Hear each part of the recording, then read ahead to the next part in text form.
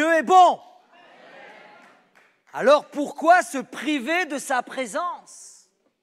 On peut lancer la première vidéo, s'il vous plaît, Marie-Christine.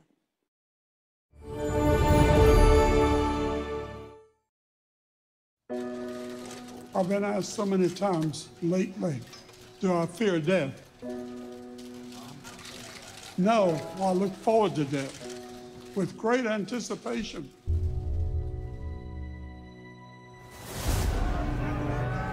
Quand je jette un regard à mon passé, je vois une vie pleine de surprises. And here he is, Billy Graham. Dr. Billy Graham. Billy Graham. Je n'aurais jamais cru pouvoir me lier d'amitié avec des gens de divers pays dans le monde entier. Quand j'étais petit, je ne comprenais pas toutes les difficultés. J'ai très souvent descendu cette allée, les larmes aux yeux. Je n'avais pas envie de partir. C'était un géant. Il était sans pareil. J'ai trouvé cela tellement puissant. The preacher who helped change the world is a spiritual gift to all of us.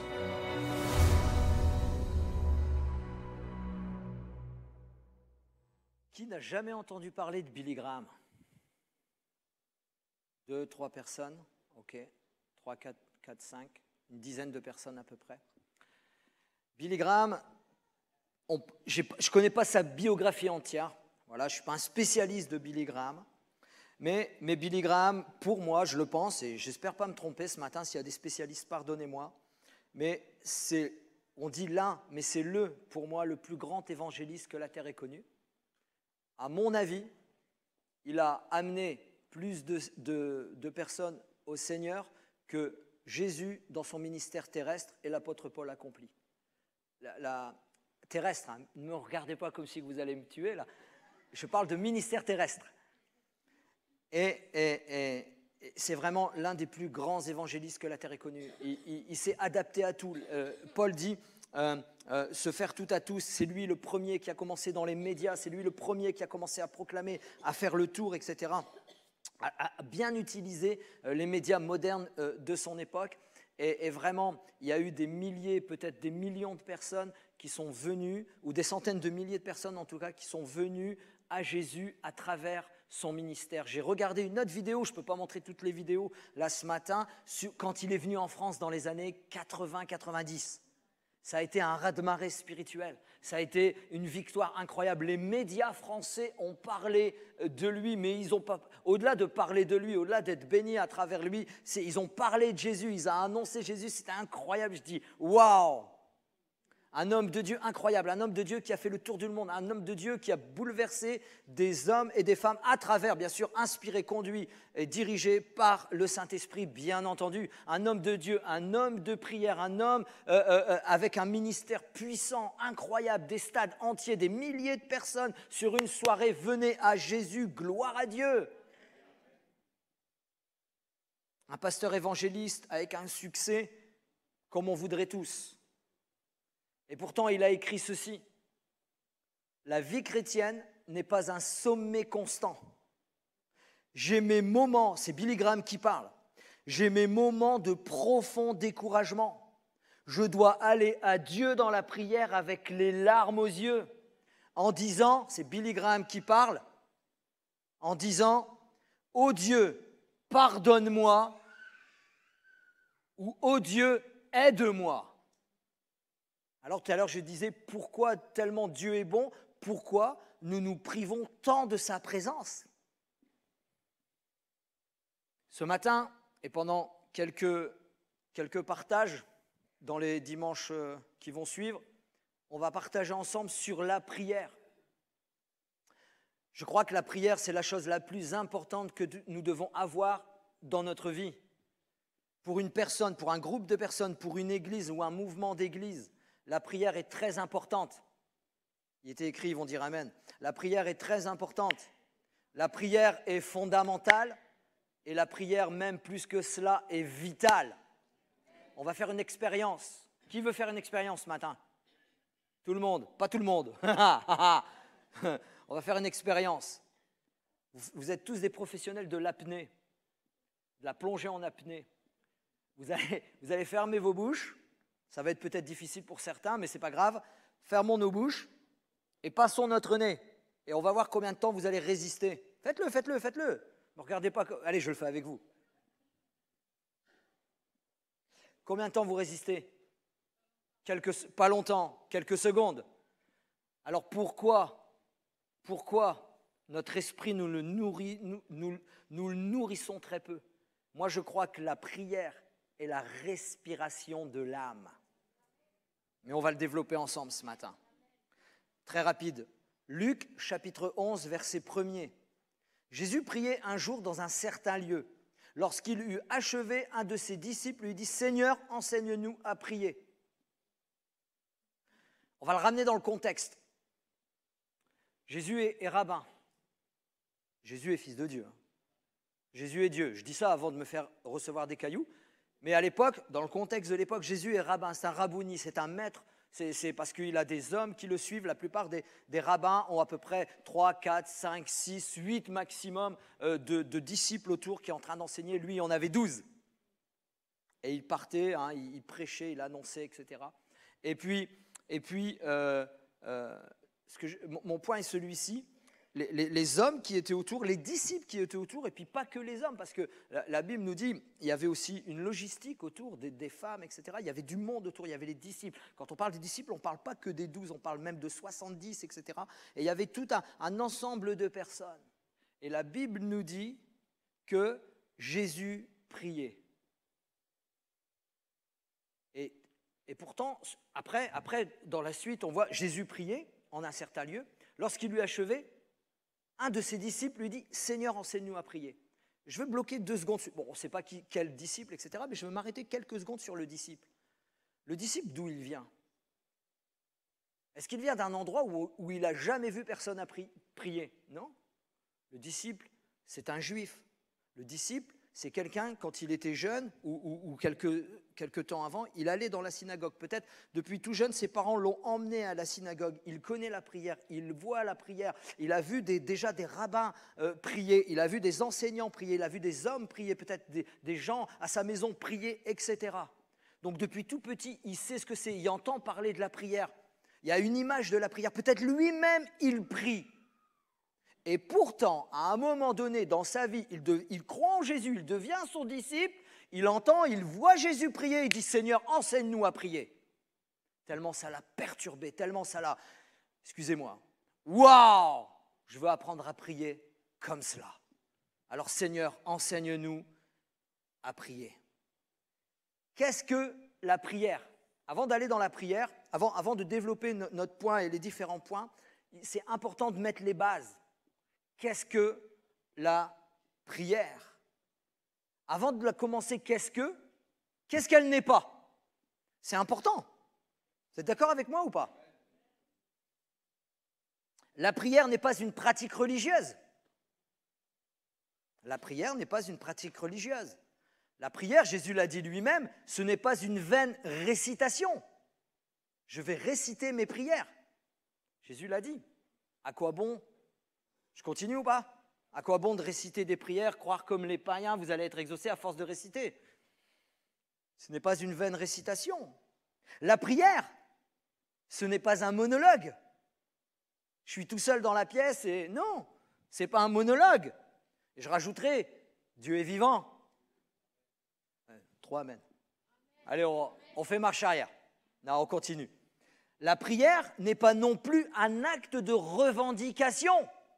T'as vu ce qui m'arrivait? Moi, je vais aller prier, il faut que ça change. Oui, je dirais oui, d'avoir un élan et d'intercession, etc. Mais la prière n'est pas un acte de revendication.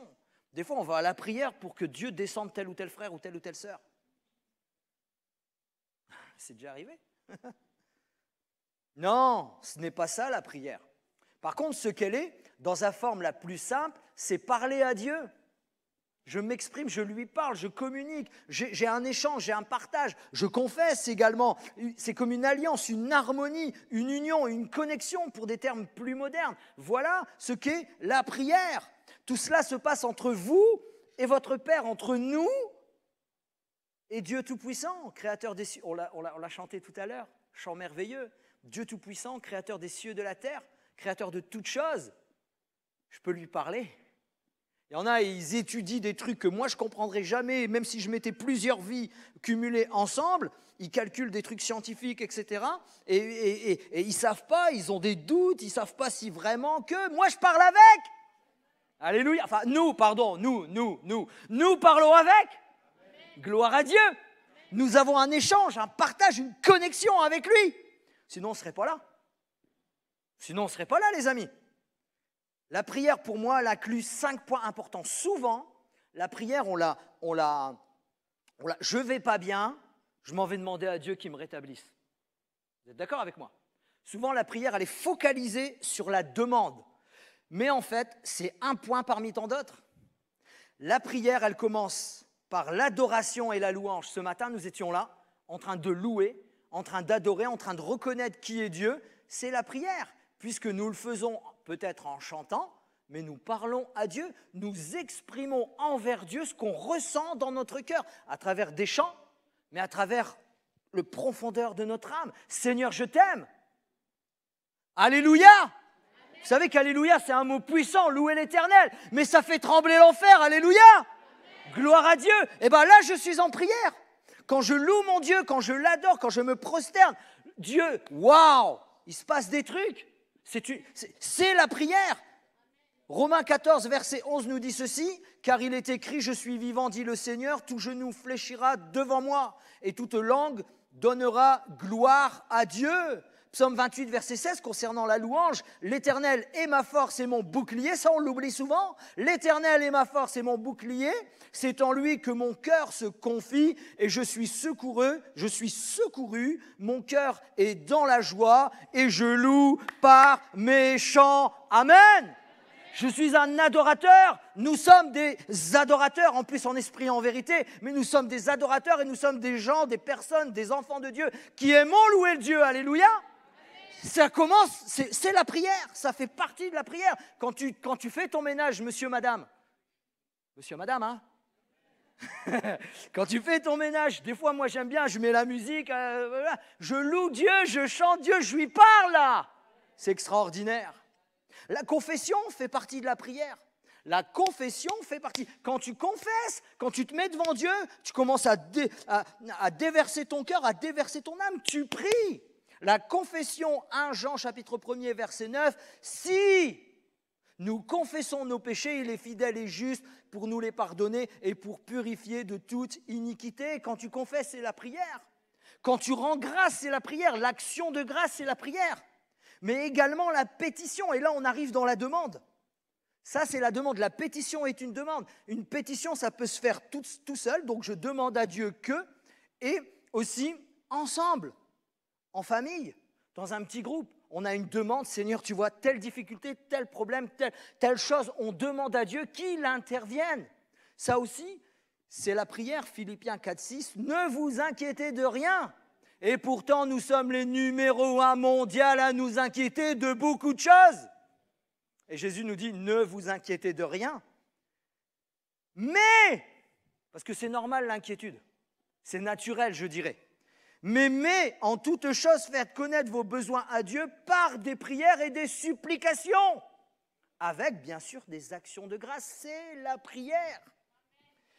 Mes derniers points, je vais les réciter après, les redire après pour que l'écoute,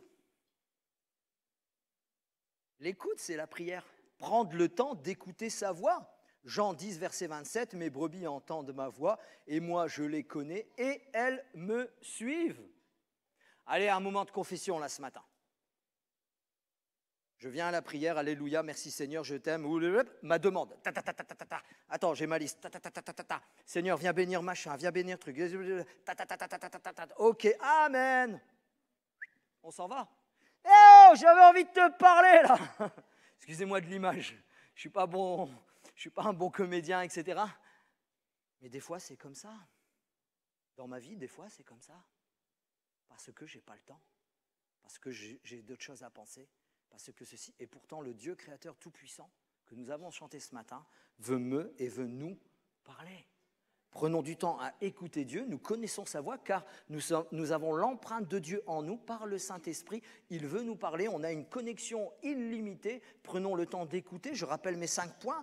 La prière, c'est l'adoration, la louange. La prière, c'est la confession. La prière, c'est l'action de grâce. La prière, c'est la demande et la pétition. La prière, c'est l'écoute. Prendre du temps à écouter sa voix. Sans la prière, vous et moi, l'Église, sans la prière, sans ces moments-là différents qu'on vient de citer, nous serions sans souffle spirituel, nous serions secs comme une terre aride, démunis de force. Sans la prière, l'enfant de Dieu, l'Église, un groupe, elle est démunie de force.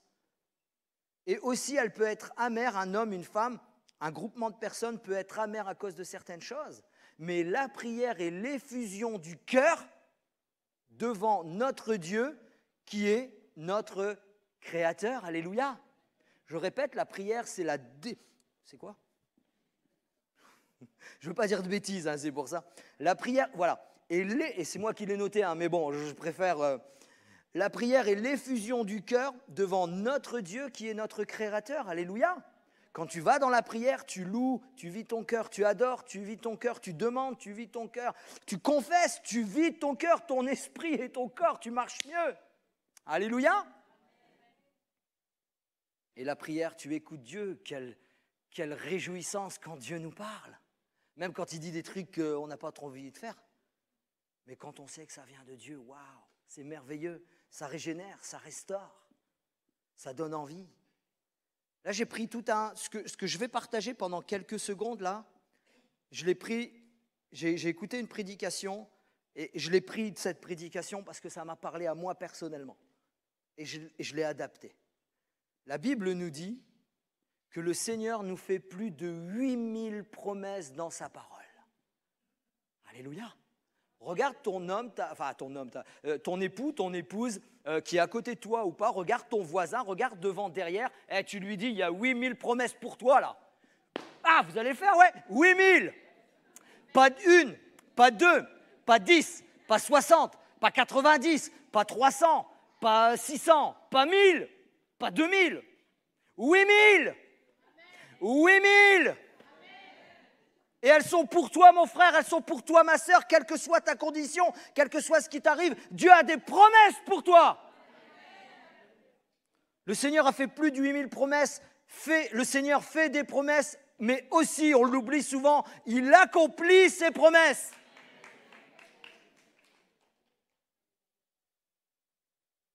Mais pour deux raisons. Pour nous apprendre à dépendre de lui. Dieu fait des promesses pour nous apprendre à dépendre de lui, pour nous apprendre à lui faire confiance. Mais dans la Bible, il y a 2 sortes de promesses. Il y en a 8000, mais il y a 2 sortes de promesses. Il y a des promesses inconditionnelles. Exemple, la venue d'un sauveur. La Bible nous parle pendant des 1500 ans approximativement de la venue d'un sauveur. De Moïse au dernier prophète, ça nous parle de quelqu'un qui va venir, qui va se donner pour l'humanité. Quelqu'un qui va venir, Dieu lui-même va venir incarner en homme. Et ces promesses-là, elles sont immuables. On sait que c'est arrivé, elles ont été moquées pendant plusieurs centaines d'années. Elles ont été comme déformées, elles ont été comme incomprises, elles ont été comme non crues. Il y a eu de l'incrédulité sur ces choses, etc. Et pourtant, c'est arrivé. Ce que Dieu promet arrive au iota près. Alléluia. C'est arrivé en la personne de Jésus. Et on s'est rappelé tout à l'heure, on a annoncé tout à l'heure. Ça, c'est des promesses immuables, inchangeables, certaines et absolues. Ça va arriver, sa première venue. Et là, on attend une chose, c'est quoi? J'ai mal lavé mes oreilles ce matin. Le retour de Jésus? Ah non, moi j'attends l'enlèvement de l'Église. Ah, Olivier, il est bizarre. Hein. Mais bon, c'est pas grave. Oui, nous attendons, Seigneur, que tu viennes nous enlever, nous reprendre. La Bible nous dit qu'il ne va pas poser les pieds sur la terre. Mais ça, je vous le dis, nous le déclarons parce que ce n'est pas nous qui l'avons inventé, ce n'est pas l'Église qui l'a communiqué, c'est Jésus lui-même. Il nous a dit, pardon, moi je garde que pour moi, je suis un égoïste. Non, il nous a dit, il dit à son peuple, il dit à ses enfants, je vais venir vous chercher car je vous prépare une place extraordinaire près de mon Père. Alléluia. gloire à Dieu, Jésus va venir nous reprendre, va venir nous enlever et plus tard, nous allons revenir, l'Église avec lui. C'est différent, mais là, on n'est pas dans l'eschatologie. Ça, ce sont des promesses certaines et immuables. Elles ne vont pas changer. Elles sont inconditionnelles. Mais il y a des promesses conditionnelles. Et souvent, nous, toutes les promesses, on va le développer, parce que je vais dire des bêtises. Toutes les promesses conditionnelles, lorsque Dieu dit « si, vous, je ». Et des fois, nous, on la saisit comme pour nous. Bien sûr, il faut le faire. Ça, c'est un acte de foi. Mais il y a un « si », mais il y a un « vous », mais il y a un « je ». Les promesses ne sont pas neutres automatiquement. Il faut une dynamique de cœur, de conscience, de conduite et de continuité. Le psalmiste dit « Je vais incliner mon cœur à marcher dans ta présence. Je vais persévérer, je vais avancer, je vais me prosterner, je vais me soumettre. » Mais je vais quoi ? Je vais me soumettre afin de vivre tes promesses, de réaliser tes promesses, de saisir tes promesses. Pour chaque promesse, il y a une pratique et il y a une persévérance, mes amis. Pour nous les approprier, c'est notre obéissance qui ouvre ces promesses. C'est l'attachement à ces promesses qui nous conduit à vivre ces promesses. Il y a plein de choses. C'est des promesses inconditionnelles. Premièrement, tout à l'heure, nous avons dit que Dieu fait des promesses 8000 pour vous et moi, pour nous apprendre à dépendre de lui. Deuxièmement, pour que nous puissions y accéder. Et souvent, on est frustré, on monte même le poing vers Dieu parce que Seigneur, tu as promis ça, mais tu ne le donnes pas, etc. Oui, mais il y a un si, il y a un vous, il y a un je. Et souvent ça, on l'oublie. Ces promesses sont faites pour nous les approprier, pour que nous puissions également y accéder, actualiser, activer. Et tout cela, je réitère, et tout cela, toutes ces promesses se vit, se saisit, on peut les saisir, on peut les vivre, on peut les avoir pour nous, on peut, dans l'intimité avec le Père, dans la prière. Alléluia! Mais pour cela, il faut donner. Donc, dans la prière, 3 points que nous allons développer. La première ce matin avec l'affiche que vous voyez derrière, la prière. Donc, la prière personnelle et familiale, le lieu secret, pour une bonne sanctification. Alléluia! Pour une mise à part personnelle, pour une mise à part familiale, pour une mise à part dans mon couple, pour une mise à part dans ma vie. La prière plus tard, la semaine prochaine certainement en petits groupes. Le lieu où est le lieu de partage. Donc là, on en a besoin pour une bonne santé. Alléluia. La prière de l'Église, lieu de renouvellement. Alléluia. Pour l'action du Saint-Esprit. Et attention, j'ai rajouté sans limite.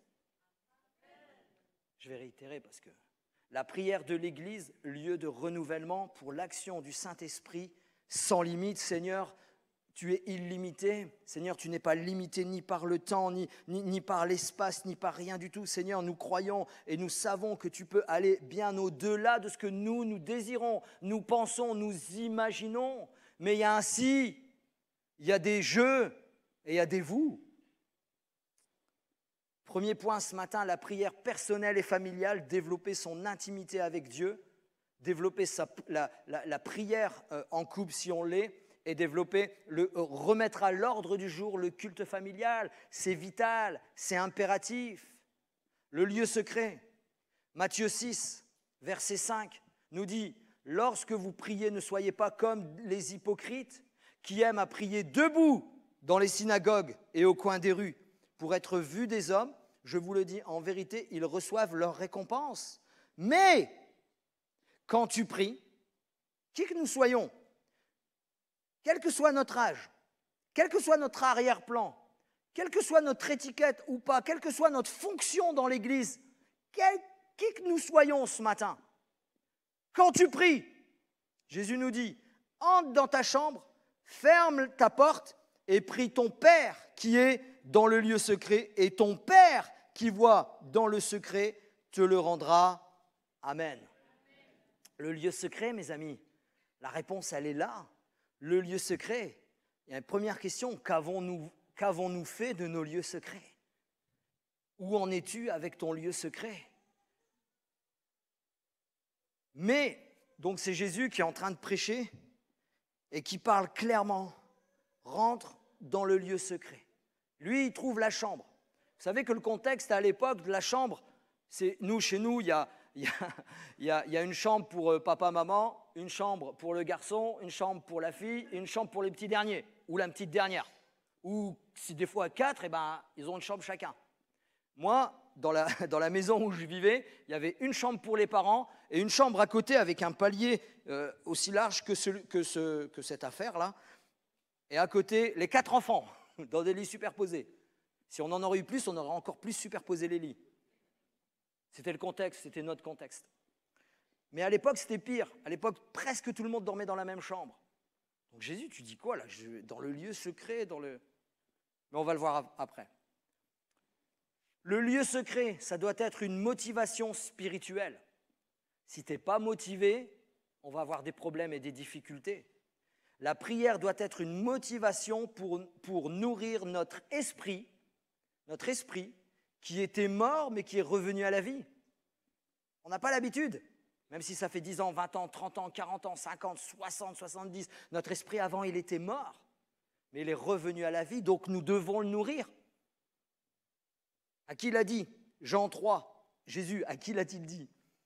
Jésus lui répondit, donc il parle à Nicodème, en vérité, je te le dis, si un homme ne naît de nouveau, il ne peut voir le royaume de Dieu. Nicodème lui dit, comment un homme peut-il naître quand il est vieux? Peut-il rentrer dans le sein de sa mère et naître? Jésus répondit, en vérité, je te le dis, si un homme ne naît d'eau et d'esprit, il ne peut entrer dans le royaume de Dieu. Donc la Bible nous dit que nous croyons en Jésus. Amen. Qui croit en Jésus ici? Qui croit que Jésus est waouh. Donc nous croyons tous que nous sommes nés de nouveau. Alléluia. Nous sommes nés de nouveau. Je suis né de nouveau il y a à peu près une vingtaine d'années. Enfin moi, Olivier, gloire à Dieu. Vous peut-être 5 ans, 10 ans, 20 ans, 30 ans. Donc nous sommes appelés à nourrir l'esprit que Dieu a donné vie. Alléluia. Ça, c'est nous qui devons le faire. Il faut être motivé. Faut persévérer. Il faut s'accrocher afin d'aller dans la présence du Père, dans le lieu secret et de nourrir notre esprit car il en a besoin.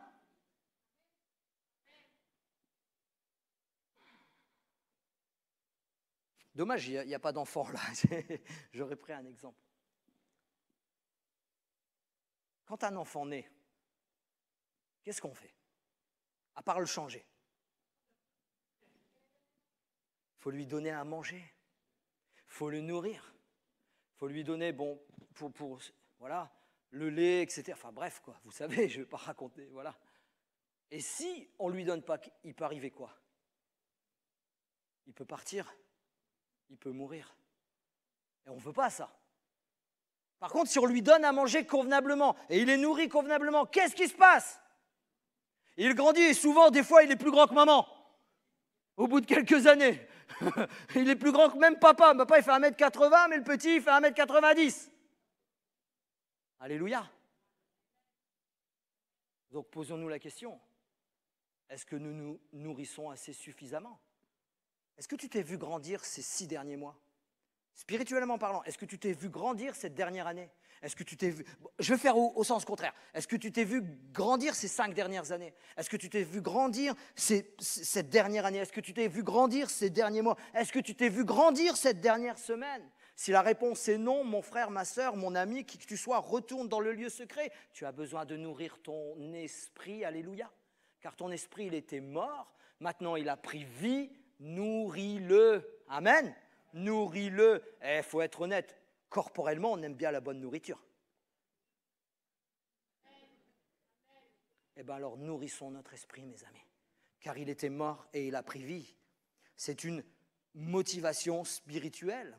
La solitude, le lieu secret, c'est également la solitude avec Dieu. C'est un moment personnel, un moment intime, un moment, quand tu pries, entre dans ta chambre, ferme ta porte. Je dirais ceci, peu importe l'endroit, ce qui est essentiel, c'est d'être seul avec Dieu, éloigné de tout ce qui peut nous distraire et fausser nos mobiles. Ça veut dire je ferme la porte à tout, ça ne veut pas juste, je dis je ferme la porte à ma chambre, mais je ferme la porte à tout, je ferme la porte à mes pensées, etc., etc.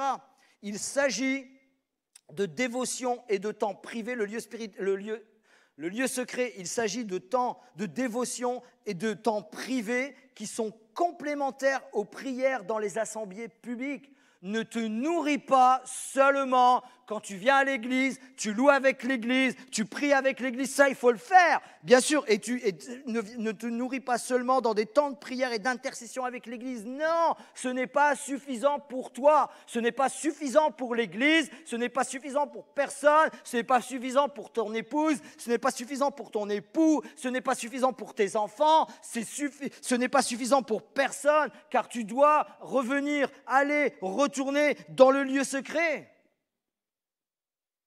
Amen. Attention, hein? Non, je plaisante les amis, mais c'est important. Le Seigneur lui-même nous a montré, le Seigneur Jésus lui-même nous a montré qu'il fallait être seul. Jésus était seul était seul sur la montagne, était seul dans la nuit, était seul dans le désert. Mais également, il avait des temps de prière publique, dans la présence de ses disciples, etc. La chambre parle du lieu secret, mais du lieu intime, du lieu personnel et du lieu privé. Je suppose que vous ne faites pas rentrer tout le monde dans votre chambre. Oui ou non? Il y a une, voire deux personnes, les enfants peut-être, etc. C'est un lieu secret, c'est un lieu privé, c'est un lieu qu'on garde, c'est un lieu qu'on réserve. C'est nous. Donc Dieu dit, va dans un lieu comme ça et passe un bon moment avec moi. Ça peut être un autre endroit également. Une autre pièce de la maison, là où on s'en l'aise, là où on peut vraiment être déconnecté de tout, comme un bureau. Ça peut être aussi, des fois, des personnes aiment aller prier dans la nature. Et puis, il y a de quoi faire ici. Dieu se révèle dans sa propre création. La nature, les montagnes. Mais il faut y aller. Ouais, mais va prendre un temps. Les forêts, devant une rivière. Je ne sais je sais quoi encore. Ça peut être un moment spécial pour toi dans la journée, parce que souvent, il y en a, ils aiment prier le matin, et leur truc, c'est de dire à tout le monde, il faut prier le matin, il faut que tu gardes ton lieu. Non, parce qu'il y en a, ils ne sont pas du matin. Il y en a, ils préfèrent, tôt le matin, soyez bénis. Il y en a, ils préfèrent le midi, parce qu'ils ont plus de temps de midi. C'est vrai que prier tôt le matin, on n'a plus toutes ces pensées, mais des fois, même les pensées, elles te matraquent le matin. Le midi ou le soir, ou quand tu as du temps, ou quand tu prends le temps, mais dans ton agenda de la journée, il doit y avoir un temps exprès pour ton lieu secret. Tu dois marquer lieu secret. Il y a une histoire comme ça qu'il est dit de David Wilkerson. Quelqu'un à la Maison-Blanche l'a appelé. À mon avis, c'était monsieur le président de la République, j'allais dire, monsieur le président des États-Unis. Alors, je ne sais pas c'est sous quel président que ça s'est passé. La Maison-Blanche, le secrétaire de la Maison-Blanche a appelé le bureau de David Wilkerson. La dame au bureau, le monsieur ou la dame du bureau de David Wilkerson dit « Allô, est-ce que, voilà, monsieur le président un tel, etc. Est-ce que monsieur le président pourrait s'entretenir avec monsieur David Wilkerson? Vous et moi, on en dit oui tout de suite. Monsieur le président des États-Unis d'Amérique, là. Plus puissant. Ah, désolé, il est occupé. Quoi? Je vais t'envoyer un missile nucléaire. Non, il n'a pas dit ça. Il était avec Dieu. Il était dans un moment intime avec le Père. Il avait mis une pancarte, ne pas déranger. Seigneur, fais-moi de... Et nous, des fois, on est en train de prier, le téléphone sonne. Ah, qui c'est? Ah! Non, c'est une notification. Ça sent le vécu. Mais il est impératif que l'on se coupe de toute chose et de tout pendant un laps de temps. Même si la maison, elle croule, tu finis ton temps intime avec Dieu. Alléluia. C'est le moment de couper le portable. Souvent, on va avec notre portable, on ne sait jamais. C'est le moment où on met notre pensée de côté. Ça, c'est beaucoup plus difficile. Parce que notre ennemi, il est malin. Et il est très subtil. Mais j'ai une arme puissante pour faire partir les pensées que l'ennemi veut te faire rappeler quand tu es en prière. Il y a une arme très puissante. Vous dites, mais tu nous le dis, ouais, c'est laquelle? Un stylo et un post-it. Qu'est-ce que je fais avec ça? Je suis en train de prier, j'ai mon stylo, mon post-it, c'est ce que je fais. Hein. J'ai toujours un post-it. D'ailleurs, chez moi, il y a des post-it qui traînent partout, j'en oublie déjà. Bref. Parce que souvent, quand je vais à la prière, tu dois faire ci, tu dois faire ça, tu dois appeler Laurent, dépêche-toi de l'appeler, etc., etc. Je le note. Et une fois que c'est noté, mon cerveau, il dit à mon subconscient, c'est tout, arrête de l'embêter avec ça. Et je peux prier tranquillement. Post-it, crayon. Et Dieu va se révéler plus encore. C'est également des temps où on se déconnecte de toutes nos responsabilités, de toutes nos difficultés, de tous nos problèmes, de tous nos projets également, et de tout ce qui prend la place de Dieu. C'est un moment personnel, c'est un moment intime, c'est un moment... Alors, pour des uns, ce sera 20 minutes. Pour des autres personnes, ce sera 30 minutes. C'est en fonction de nos temps, c'est en fonction de notre disponibilité, c'est en fonction de qui on est, c'est en fonction de toutes ces choses. Mais il est impératif que vous et moi, mes amis, à partir d'aujourd'hui, je ne sais pas combien on est, à partir le 5 juin 2022, à partir d'aujourd'hui, tu dois mettre dans ton agenda, il est impératif que je retourne dans le lieu secret, car Dieu veut me révéler des choses extraordinaires pour moi, pour ma famille, pour mon église. Le lieu secret est important, mes amis. Remettons-le à l'ordre du jour. Car c'est important pour Jésus, à l'exemple de Jésus, Marc chapitre 1er, verset 35, vers le matin, pendant qu'il faisait encore très sombre, il se leva et sortit pour aller dans un lieu secret où il pria, et pourtant sa veille, la veille, souvent nous on dit, j'ai fait ma semaine, je me repose, c'est normal. Je dors jusqu'à 10 heures, c'est des fois légitime. Et pourtant, lui, la veille, il n'avait pas arrêté une minute. Allez le lire. Dans Marc, chapitre 1er, allez le lire. Le Seigneur, il n'avait pas arrêté. Il priait pour les malades. C'est épuisant de prier pour 10 malades. Je vous le promets. C'est épuisant. Tu donnes ta vie, tu donnes ta chair, tu mets tes tripes sur la table. Tu pries. Et là, c'est pas 10, c'est 30, c'est 20. Il guérissait tout le monde, il priait tout le monde, il prenait du temps, il prenait à l'écoute, il parlait, etc. Fatigué, il rentre, il dort quelques heures et il part dans le désert parce qu'il le sait. C'est la seule chose qui va le renouveler. C'est la seule chose qui va ranimer la flamme. C'est la seule chose qui va lui donner la réponse qu'il faut donner. C'est la seule chose qui va donner la prière qu'il faut donner. Le lieu secret pour vous et moi, mes amis, c'est la chose la plus importante. Marc 6, verset 46, quand il lui renvoyait la foule, il s'en alla sur la montagne pour prier. Ça, c'est Jésus. Quelqu'un a écrit, c'est dans la prière que vous remportez, que nous remporterons nos batailles. Souvent, on bataille à tort et à travers, et puis on devient, voilà, on brasse du vent, mais c'est dans la prière que vous remporterez vos batailles avec Dieu. Vous gagnerez toujours. Alléluia, toujours. La Bible nous dit que Pierre, lui aussi, allait en haut pour prier. Imaginons quelques instants. Pierre, qu'est-ce qu'il va faire sur le toit? Nous, on sait ce qui est arrivé après. Mais Pierre, qu'est-ce qu'il va faire? Il va juste prendre un temps dans le lieu secret, mes amis. Le lieu secret est tellement important que malheureusement, des fois, on le néglige. Mais la vérité, c'est que dans le lieu secret, des fois, nous, on y va pour prier. Seigneur, je veux être avec toi. Seigneur, je veux te prier. Seigneur, je veux te louer, etc. Tous les points qu'on a dit. Et puis, c'est à ce moment-là où tu as pris le temps. C'est à ce moment-là où tu as consacré. C'est à ce moment-là où tu étais entier. Dieu descend la nappe et te donne la révélation pour ta vie. Alléluia, quelque chose qui va changer. Quelque chose qui va te transformer. Bien sûr, tu connais Dieu, tu as déjà été transformé, mais Dieu veut t'emmener plus loin. Et c'est Pierre, c'est ce qu'il a vécu. Il partait dans un moment personnel et intime. Il retrouvait son lieu secret, lui, c'était la terrasse. Il n'y avait pas de cocktail. Il n'y avait pas le truc qu'on s'allonge là. Transat. Il priait. Et il y a une révélation du royaume de Dieu. Alléluia, c'est merveilleux ça. Seigneur, moi aussi je veux vivre ces moments. Oh, je suis jaloux moi. Quelqu'un le dit dans son cœur. Hein. Moi aussi je veux vivre ces moments. Seigneur, j'en vis pas là. Retournons dans le lieu secret. Retournons dans le lieu secret. J'ai bientôt terminé, rassurez-vous. Daniel, je vois les visages. Daniel, dans l'épisode du décret pour adorer. Daniel 6, verset 10, lorsque Daniel sut que le décret était écrit, il se retira dans sa maison pour quoi faire? Pour aller prier 3 fois par jour en direction de Jérusalem. Élisée, 2 Rois, chapitre 4, verset 33, Élisée entra et ferma la porte sur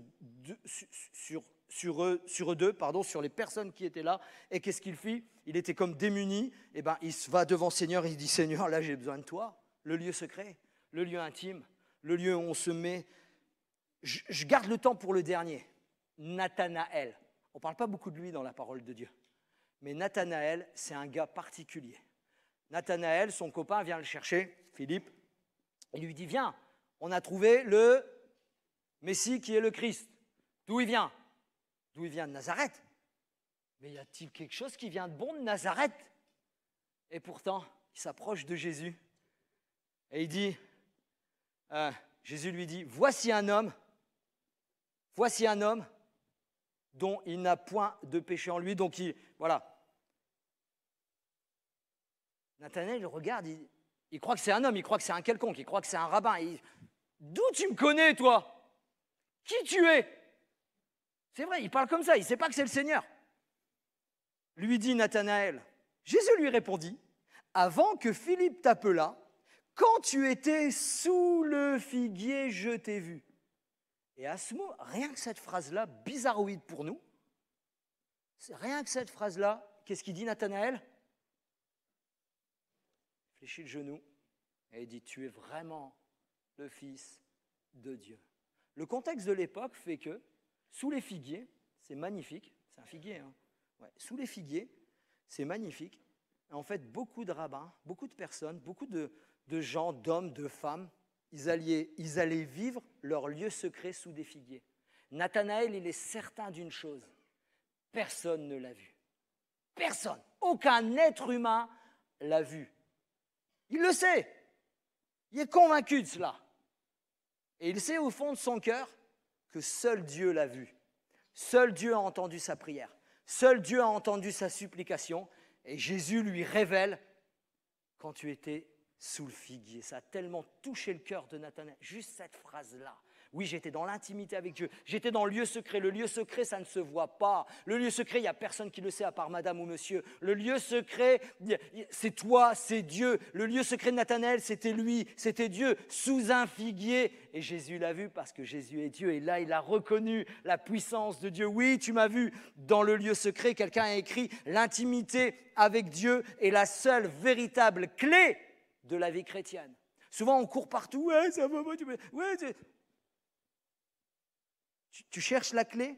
Tu cherches la clé de ta guérison, tu cherches la clé de ta délivrance, tu cherches la clé de ton renouvellement, tu cherches la clé de ta motivation, tu cherches la clé de ranimer la flamme, tu cherches la clé de quelque chose dans ta vie. Mon ami, remets le lieu secret en place. La clé, elle est là. La délivrance, elle est là. La guérison, elle est là. Il est marqué Amen. La délivrance, elle est là. La guérison, elle est là. Le renouvellement, il est là. L'attachement à Dieu, il est là. Oui, Seigneur, nous voulons rétablir le lieu secret dans nos vies. Seigneur, j'en ai besoin. On peut revenir, on a fini, on arrive à la fin. Mais peut-être quelqu'un ici est submergé par les problèmes de la vie et découragé.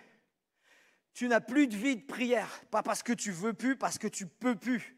Tu n'as plus de vie de prière comme auparavant. Moi, je te dis, mon frère, ma soeur, mon ami, qui que tu sois, reviens à la prière. Peut-être quelqu'un ici est en responsabilité dans un domaine de sa vie ou un autre. Et tu ne prends plus le temps comme tu voudrais.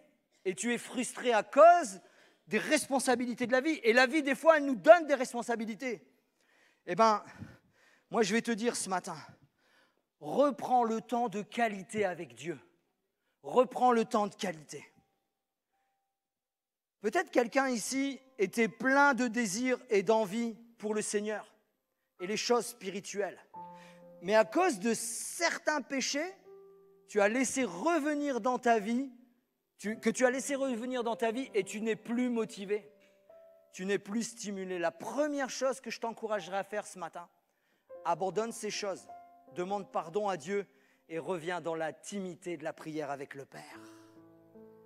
Peut-être quelqu'un a une certaine réussite dans la vie. Vous savez, des fois, la réussite, on prie tellement pour que la réussite de la vie, soyez bénis si vous avez réussi dans la vie, que vous n'étiez presque rien avant, vous êtes convertis, vous avez une réussite professionnelle dans la vie, soyez bénis.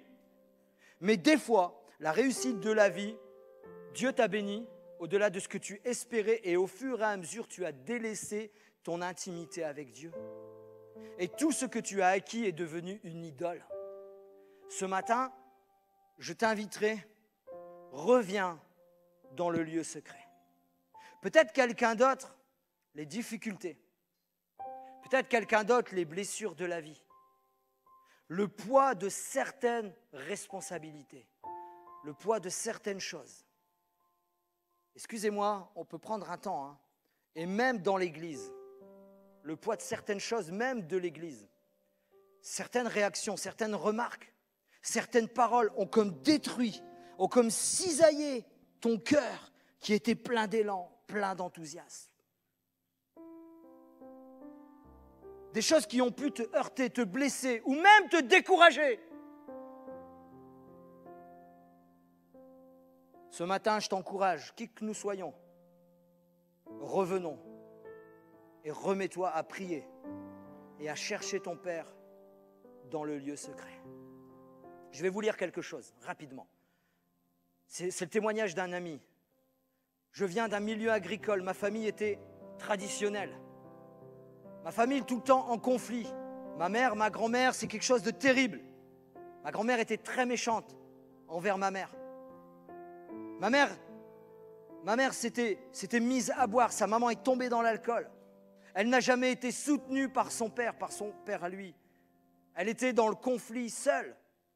Famille de 6 enfants, 2 de mes frères ont vécu des choses très difficiles. Cet ami-là, à l'âge de 20 ans, il a fait une grosse dépression. Ça a duré 4 ans. Et qui l'a conduit, malheureusement, c'est ses écrits, en maison psychiatrique. Je prenais beaucoup de cachets. Et je rentrais de temps en temps le week-end à la maison. Mais quand je rentrais, c'était pour sortir, faire la fête avec les copains. Mes parents désespérés m'ont amené chez des guérisseurs, toutes sortes de pratiques occultes qui n'ont pas arrangé les choses. Jusqu'au jour, ça c'est Dieu ça. Il y a toujours un jusqu'au jour, il y a toujours un si. Il y a toujours un moment où Dieu veut nous retirer, nous sortir de ces choses. Jusqu'au jour où un couple, des personnes du voyage sont venues à la maison pour vendre leurs affaires. Et il a dit comme ça à la famille, par rapport au cas de la personne, il n'y a que Dieu qui peut intervenir. Il n'y a que Dieu qui peut le rétablir, il n'y a que Dieu qui peut le guérir. L'histoire nous dit qu'ils ont commencé à aller à Lossat. Alors j'espère que je le prononce très bien. À Lossat, que vous connaissez tous. Et Dieu l'a rétabli. Dieu l'a béni. Dieu l'a guéri. Cet homme s'est tourné vers Dieu, sa vie a été transformée. Et il dit ceci, à un moment donné, je partais à un camp avec les jeunes. Ici, vous dites poche, nous dans le Nord, on dit un sachet. Bon. Je prends ma poche de médicaments, mon sachet de médicaments, il est blindé de médicaments. Et à un moment donné comme ça, j'espère que je le raconte bien, et à un moment donné comme ça, il a été comme délivré, guéri, rétabli dans sa santé intégrale, où il n'avait plus besoin de prendre de médicaments. Et vous me dites, mais qu'est-ce que ça a à voir avec ce lieu secret? Je sais ce que vous dites dans vos têtes. Mais ça a à voir quoi avec le lieu secret? Je suis allé chez cet ami, je suis allé chez ce frère. Oh, il ne fait pas beaucoup de bruit. Oh, on ne l'entend pas. Et j'ai commencé à discuter avec lui. Et il m'a dit, viens Olivier, viens, il faut que je te montre un truc. Waouh, j'ai dit, waouh, on va dans un coin de la maison. Avec un ordinateur, un bureau. C'est un monsieur qui vient du milieu agricole. C'est un monsieur simple, c'est un monsieur, il ne se prend pas la tête, c'est un monsieur. Et il dit, voilà, c'est là que je passe mon temps avec Dieu. Moi, j'ai frissonné dans mon âme. J'ai dit, voilà le lieu secret. Il me dit, je me lève, il me dit, je travaille à telle heure. Mais je me lève à telle heure, j'ai dit, wow, 1 heure et demie avant d'aller au travail. Je me lève, je fais un travail difficile. Mais il ne me dit pas ça, c'est moi qui le rajoute. Je fais un travail difficile et j'ai besoin de mon lieu secret. J'ai besoin de ma portion de l'esprit pour partir. J'ai besoin de ma portion de l'esprit pour être un meilleur mari. J'ai besoin de ma portion de l'esprit pour être un meilleur enfant de Dieu, car j'ai un témoignage dans mon travail. Mes amis, remettons à l'ordre du jour le lieu secret. Remettons à l'ordre du jour notre lieu secret. Faisons en tout temps par l'Esprit toutes sortes de prières et de supplications. Veillez à cela avec une entière persévérance et prions pour tous les saints. Je terminerai avec ça. Est-ce qu'on peut se lever ce matin? On a terminé, mais je ne peux pas me permettre, mes amis. Je ne peux pas me permettre de nous laisser repartir sans faire un appel concret et véritable. La Bible nous parle je l'ai dit tout à l'heure, de si, vous, je. Et ce matin, l'appel est simple, l'appel est clair. Veux-tu, dans ta vie, reconstruire le lieu secret, remettre en place le lieu secret, restaurer le lieu secret? Ou alors, veux-tu aller plus loin dans ton lieu secret? Peut-être tu prends un temps dans le lieu secret, mais tu sens qu'il en manque, tu sens qu'il faut aller plus loin. J'ai 2 appels ce matin. Je veux que tout le monde ait les yeux fermés. Veux-tu remettre le lieu secret? Ou alors veux-tu aller plus loin dans ton lieu secret? Est-ce qu'on peut fermer les yeux et commencer à répondre à l'appel, à lever les mains? Peut-être, j'espère que Seigneur, Saint-Esprit, vraiment convainc-nous ce matin. Gloire à Dieu, des mains se lèvent, quelques mains se lèvent, des dizaines de mains se lèvent. Voilà, fermez les yeux, gardez les mains, moi il me faut du temps. Wow, partout dans l'église, partout dans l'assemblée. Gloire à Dieu. Beaucoup d'hommes, de femmes rétablissent, veulent rétablir, veulent aller plus loin, veulent remettre à l'ordre du jour dans leur vie le lieu secret. C'est extraordinaire. Ça, c'est le plus grand des miracles. Seigneur, je veux aller plus loin avec toi. Seigneur, je veux retrouver mon lieu secret. Seigneur, je veux encore approfondir les choses. Gloire à Dieu. On garde quelques instants. Bien sûr, levez les mains si vous voulez les garder levées, mais faites comme vous voulez. Commencez à prier, commencez à demander, commencez à supplier. Seigneur, je ne sais pas comment tu peux faire, mais rétablis-moi dans le lieu secret. Rétablis-moi dans une intimité profonde avec toi. C'est vital, mes amis. C'est vital ce matin. Rétablissons le lieu secret. Dans le nom de Jésus, on peut le réclamer à Dieu, on peut le demander à Dieu. On va chanter le refrain.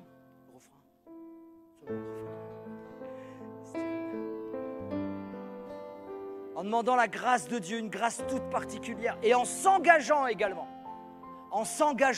Seigneur, je rétablis, je reconstruis, je reviens dans le lieu secret. Seigneur, j'ai besoin, le lieu secret pour ma vie est vital.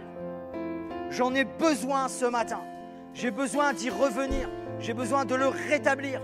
J'ai besoin, Seigneur, de ta grâce. J'ai besoin d'une révélation. Peut-être il y aura des pierres ce matin. Peut-être il y aura des gens comme Jésus qui ont besoin, comme un renouvellement, comme un rafraîchissement. Seigneur, la chose la plus importante, vous savez, ce matin, la chose la plus importante, ce n'est pas notre théologie. Ce n'est pas notre compétence, nos connaissances. C'est de rétablir le lieu secret, vous et moi. Gloire à Dieu.